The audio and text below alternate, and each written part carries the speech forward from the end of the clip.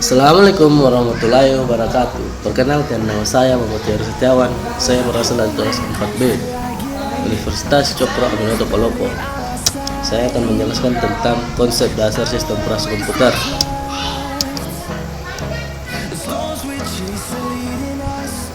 Definisi sistem operasi. Sistem operasi yang atau disebutkan dengan OS adalah seperangkat program yang mengelola sumber daya, perangkat komputer atau hardware, dan menyediakan layanan umum untuk aplikasi perangkat lunak. Jenis yang paling penting adalah perangkat lunak dalam sistem komputer. Tanpa sistem operasi, pengguna tidak dapat menjalankan program aplikasi pada komputer butuh. Contoh sistem operasi modern adalah Linux, Android, iOS, Mac, dan Microsoft Windows. Jenis sistem operasi. Sistem operasi terbagi menjadi dua bagian, yaitu sistem operasi open source dan juga sistem operasi closed source. Sistem operasi open source adalah perangkat lunak di mana kode program terbuka dan disediakan oleh pengembangannya secara umum agar dapat dipelajari, diubah, atau dikembangkan lebih lanjut. Dan disebut jika ada pembuat perangkat lunak yang tidak mengizinkan kode programnya diubah atau dimodifikasi, maka bukanlah disebut sebagai open source walaupun kode program dari perangkat lunak tersebut tersedia.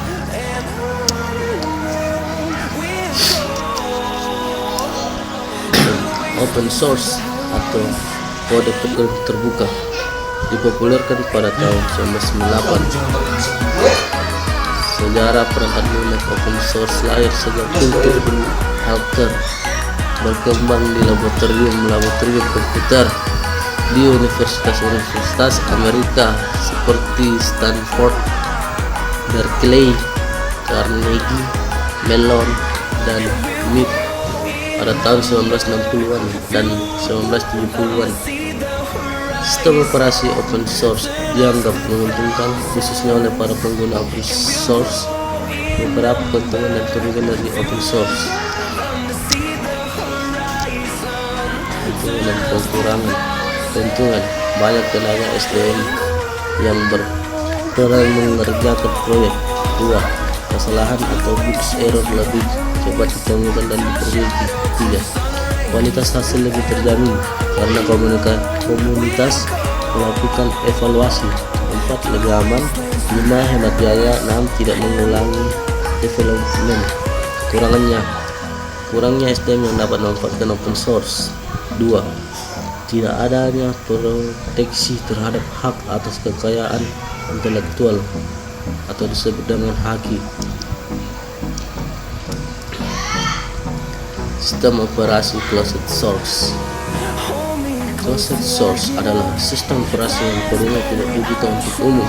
Pemilik kode yang closed source bisa membagi source kodenya melalui lisensi dengan gratis maupun membayar.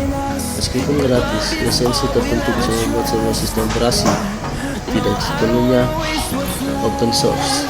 Misalnya, jika lisensi tersebut adalah ramah untuk memodifikasi kode, maka sistem operasi tidak open source. Keuntungan closed source. 1. Kestabilan sistem terjamin karena ada penanggung jawab resmi. 2. Support langsung pemilik aplikasi program mudah. 3. Mudah mendapatkan sertifikasi. 4. Lebih mudah digunakan untuk pelajari atau dipahami karena mayoritas pengguna menggunakannya jika atau pada daerah tertentu.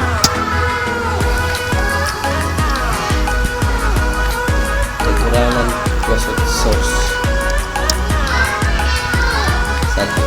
Tidak ada support khusus atau langsung dari pembuat developer. 2. Celah yang terbuka bisa dimanfaatkan untuk pengambilan informasi, sosialisasi, pemakaian agak sulit karena umumnya pengguna menggunakan closed source atau X Windows hanya pada daerah tertentu.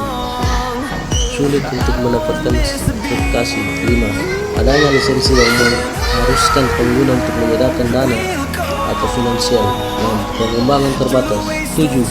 Diperlukan antivirus. 8. Aplikasi yang tersedia berbayar. 9. Proteksi kelemahan aplikasi menunggu feedback dari pengguna. 7. Fungsi dasar sistem operasi. Sistem operasi diharapkan mempunyai 2 tujuan, yaitu 1. Kenyamanan. Suatu sistem operasi membuat komputer lebih mudah untuk digunakan. 2. Efisien. Suatu sistem operasi memungkinkan sumber dari sistem komputer dapat digunakan dengan cara yang efisien. Sistem operasi memiliki 4 fungsi dasar, yaitu 1. Menjembatani hubungan antara hardware dan program aplikasi yang dijalankan manusia. 2. Mengatur dan mengawasi pengguna perangkat keras oleh user dan berbagai program aplikasi resource allocator. 3. Sebagai program pengendalian yang bertujuan mengembangkan keseluruhan dan penggunaan komputer yang tidak perlu, atau sebagai program yang menjaga komputer dari berbagai kemungkinan kerusakan. 4. Manajemen sumber daya hardware seperti mengatur memori, printer, support, dan lain-lain. Komponen utama sistem operasi. Sistem operasi modern mempunyai komponen utama, yaitu kernel, file, dan user interface. Kernel merupakan program komputer yang menjadi inti dari sebuah sistem operasi komputer dan kontrol terhadap segala hal atas sistem operasi sistem tersebut. Pada kebanyakan sistem, kernel merupakan salah satu dari program yang dijalankan dalam urutan pertama. File adalah kumpulan berbagai informasi yang berhubungan dan juga tersimpan di dalam secondary storage. Secara konsep file memiliki beberapa tipe. Ada yang bertipe data tertentu, yang numerik, karakter, dan binary. Lalu ada juga file yang bertipe program atau definisi file ialah arsip ataupun data yang tersimpan di dalam komputer.